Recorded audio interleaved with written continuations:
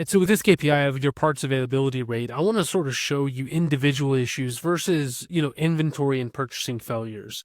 And so a single tech, if they're struggling to have the right parts, then it's a coaching, you can coach them. But if it's a lot of technicians, then it could be a bigger structural issue.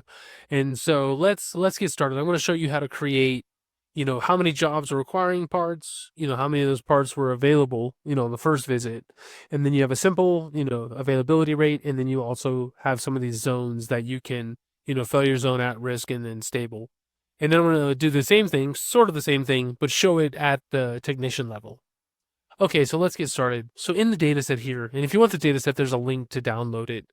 But this would be, an export that you can have from your software, Service Titan, whatever you're using, because you can always add custom fields. And so if you want to have a custom field for on time, parts required, parts ordered, you can just add those fields and then just have, your people enter it. And if you have some, if you're struggling with creating this data set and you have like a CSV export, just let me know. You shoot me an email and I can try to help you out. Okay, so what we have here, the main thing we need to start is we need the month so we can calculate by month. And so if you have a date here, like service date here in column B, we just need to pick out the month from it. And so the way you do that is with the text function. So I already did it, but I'll just do it again.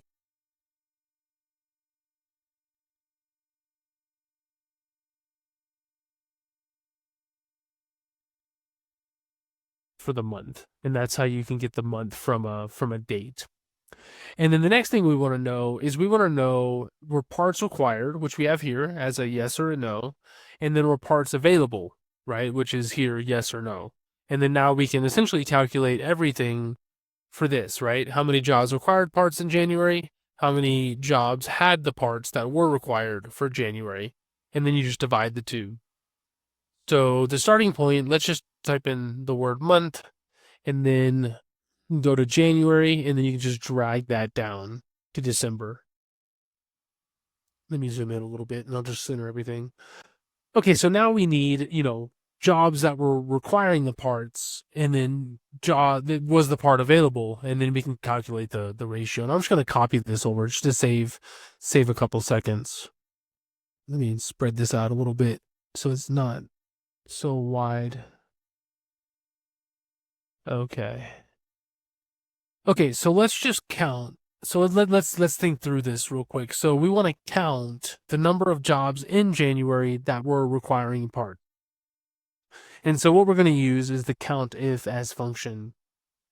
So COUNTIF, the jobs requiring parts column has a Y for yes, and the month is January. So it's two criteria. So the first thing is you can do the month first, or you can do parts required first. So we're going to make sure we click the table, right? So you can see the formula here is the table rather than the column. And I'll show you again. Just when I clicked out, it breaks the. So you see how here's the column? We don't want that. We want this. So then here we want yes, because the parts were required. And then comma, and then go over here to the month. And again, don't click the column of AI. You'll see the mouse sort of change. So when you click the column, if you put your mouse over the AI, like the column sort of letters, then you'll see it highlighted. So we don't want that.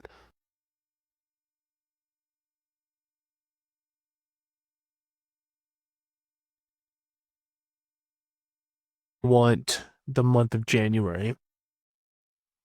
And then you can just drag that down or click that to go down.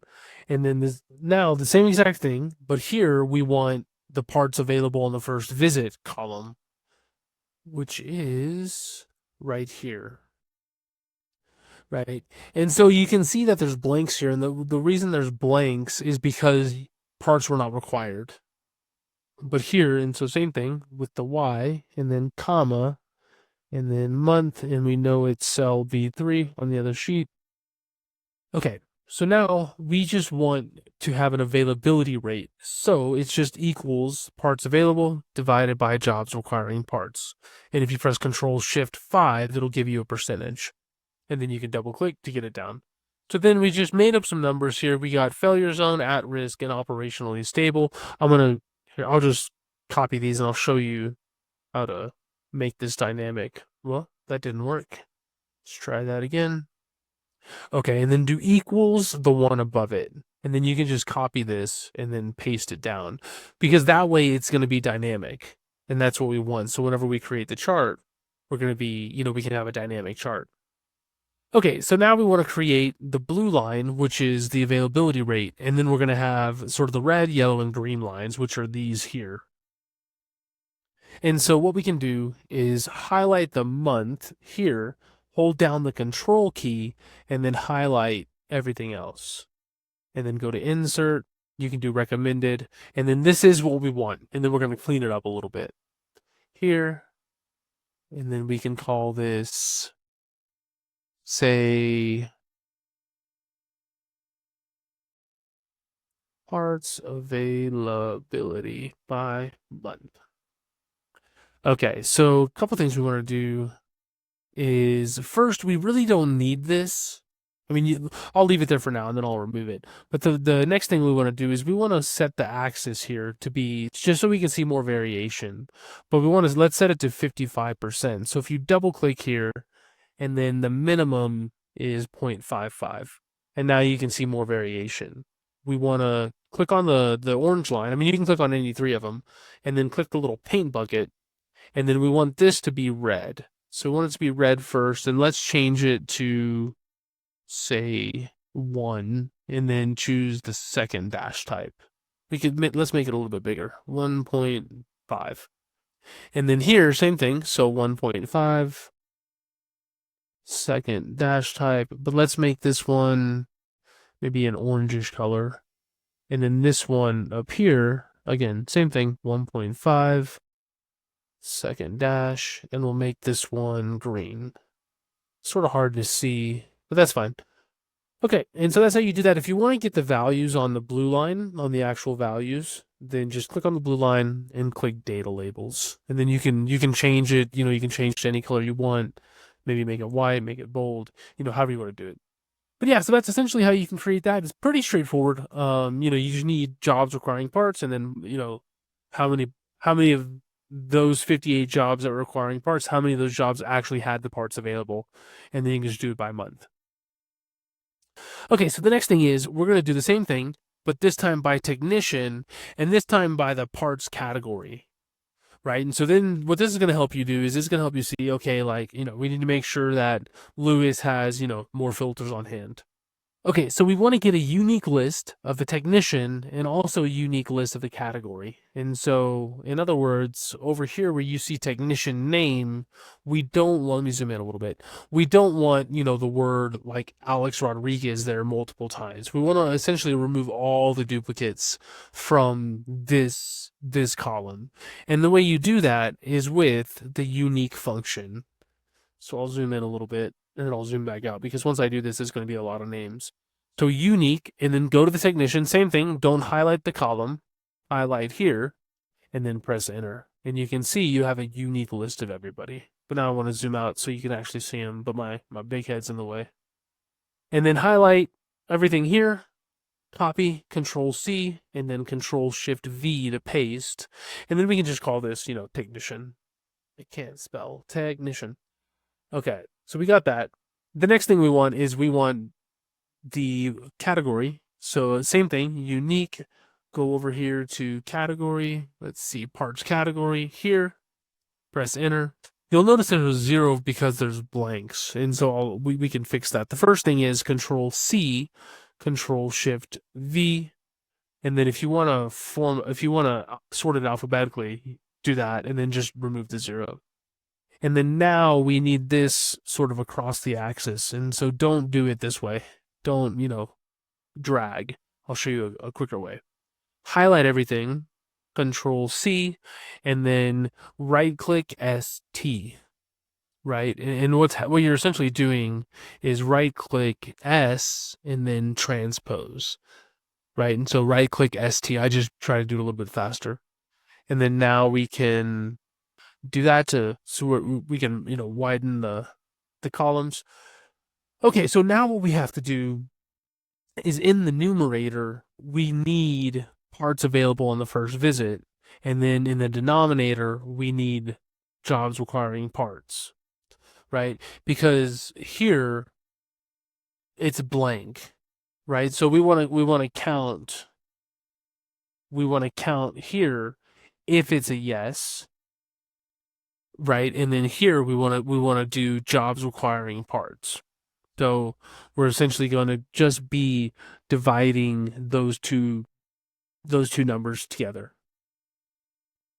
So again, on the numerator, we want a COUNTIF S, and in the numerator, we want to, let's just start with the easy ones because we know we have the technician name here, comma.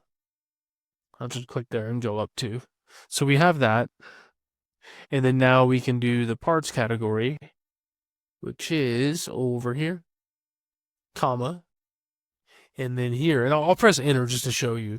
So like what this is saying, and that's why you're seeing a blank here, is for Alex, he didn't do anything with the blower motor for the year. And so you're seeing 0 there, but it doesn't mean the formula's wrong, right? But now we need to do how many yeses are there for the parts available on the first visit. So go over here, and then comma, and then Y. And you can close, and you're going to have 0 again. If we drag this across, we would get answers, but I'm just trying to break this down sort of piece by piece. So now we need to divide this by essentially the same formula. Actually, I'll show you. It's going to be essentially this. We're just going to change one part of it. So we have all this correct. Technician, the name, then the parts category, the name, and then we don't need this here, parts available. We need parts required, right? And so the parts required flag, just to save you some time from having to redo the formula. And so we're getting an error, which is completely fine because it like divide by 0 error is actually not bad. It just means that you can't divide by 0, right? Like equals 0 divided by 1, that's just 0. But equals 0 divided by 0, this is the error we're getting because there's nothing in the denominator of this formula. Okay, so as we drag this across, we're getting the same error. So like you might not notice on the surface, but what we're gonna want is you see the blue right here under blower motor? You sort of see that box? What's happening is as we drag this across, Alex Rodriguez is now becoming this error, and we don't want that. So as we drag things like left to right, we want the column to stay the same. But as we drag things top to bottom, we want the row to stay the same. Meaning, if we drag this down, we want blower motor to still be used in the formula. We don't want it to turn into this right here. You see how it's moving? And so we don't want that. And so we have to tell Excel, like, hey, don't change those things. And so the way we do that is if you want the column to not change, meaning you go up and down and the names do change, but you go left to right and it doesn't change, then you want to put a dollar sign before the column. So anywhere you see that, just put it before the column, before the letter, right? The columns are as letters, and then the rows are numerical. And then for the row, when you want to keep the row the same, you just put the dollar sign in between the letter and the number, like that. And so now, as we copy it, and then, is that right? You can copy and then you can paste, and you can see everything is working, and you're getting errors, right? Which is fine. I'm going to fix that. So press Control Shift and the number 5, and then you get percentages. But now we need to fix this error. So there's a couple ways you can, well, there's one way to do it, but there's a couple outcomes you can get. So if error is that outcome, remember like count if, count the number of rows if, if Alex Rodriguez and, if blower motor. But with if error, it's like if there's an error, then what? So if error, and then go to the end, and then you can put, no data if you want, and then that'll solve that. It'll show no data. But I'm just gonna make it blank because it's a little bit easier to see with the conditional formatting. And speaking of conditional formatting, I'm going to increase or add a few rows. So now what we want is like a benchmark percentage. So say anything below, say, I'll just do 85% for now. because you'll see what I'm doing. It's going to be dynamic, meaning if you change this, it'll update everything. So highlight the data range here, go to the home tab, conditional formatting, highlight cell rules, and then less than, and then instead of typing a number here, just click here, and then press OK. And now you have a dynamic range, which is good. And then you'll also see some zeros here. And what this is saying, this is actually more concerning. It means that there's a value on the denominator, but no value in the numerator, meaning for control board, Luis Hernandez, control board, he did jobs, and every time he was to do the job, he never had parts. So, that's definitely concerning. Okay, and so next what we want to do is let's just add a word to this. Like if we were to put, say threshold 75%, like it breaks everything because this is text. We need this to be a number. We need this to be a number. I was making sure it was the same word. So type in 75, 1, and then from there go to custom, and you'll see the percentage. You already have it set up that way. Click here where it's the type. Quotations, you need to use quotations. Type in threshold, maybe a colon, space, quotation, and now you have that. And so now you can just, people will know, whenever you're doing a quick analysis, you can see like, okay, like what's going on here, 33%, like what you would also want to do, and I'm not going to do in this video, is you can just strip out this part and put it in a cell, this part somewhere, because then it'll tell you how many jobs there actually were, right? Like 10 jobs, even essentially give you, these numbers here or these numbers here, whichever one you want. Just so like if this person's 100%, but they only had one job, it's like, okay, like maybe it's not, or this person's at 33%, which means they probably had 3 jobs and it was only available on 1, or 6 jobs, it was available on 2, right? Because this is just 1/3. Okay, so 2 more things. What we want to do next is we want to calculate, at the person level, the technician level, which is valuable because it's like, okay, Nick, what's going on? 64% of your jobs, you have the part, so 36%, like you don't have the part. Or it's like, okay, for control boards, I just need to have more inventory. And so we're going to call this, category availability. Just paste this here. I won't do the word all technicians just to save some space. Make that a little bit wider. And then here, this is the technician level, right? So I'm not going to put a word there, but we can say, tech level. Okay, so this is actually pretty straightforward. All we have to do is take this same exact formula. We can just copy it, and then we can paste it. And then we just need to strip out the blower motor section, right? Because we're just counting out of all the jobs that Alex did that required parts, how many of them had parts. And so if we take out the parts category, the red section in the numerator, make sure the comma's there, and the denominator here, let's see, where did I mess up? Oh, you see the 2 commas here? Right? And so now you have, 92% of the time.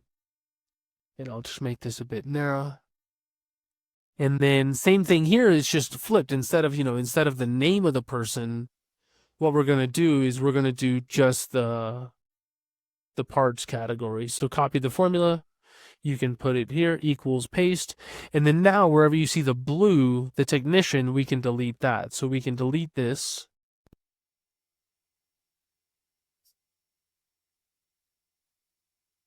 It's sort of weird because the blue turned to red because the first formula you use is blue. So now it's the red section here. And then make sure to delete that extra comma. And so we have the same thing here. And then you can just drag that across. What? No, actually, yeah, you have to copy and paste it because tables. So right here, you see what happens. Parts category becomes parts quantity is because of the way tables in Excel work is if you drag it like I just did, it's going to change the columns, which maybe you want that sometimes, but in this scenario we don't. So copy and then paste. And then finally, one last thing, I want these to be red as well if they're less than the threshold. So again, just highlight. I mean, what you could do, I'll show you a trick. You could highlight this, format painter, and then click here, and it's working. It's just everything's below 50. If I did 85, you can see it all highlights. And then you can do the same thing. You can click any column here. I'll just do it again, but you could click the column here. You could click the format painter, and then you could click the number 92, the top one. But I'll just do it again to show you. So home, conditional formatting, highlight cells, less than, and instead of here, click here.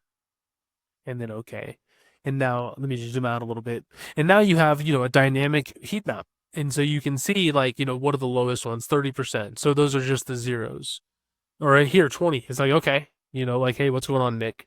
And then if you want to look at the technician level, you can see, is anybody below 55? Is anybody below 60? 70.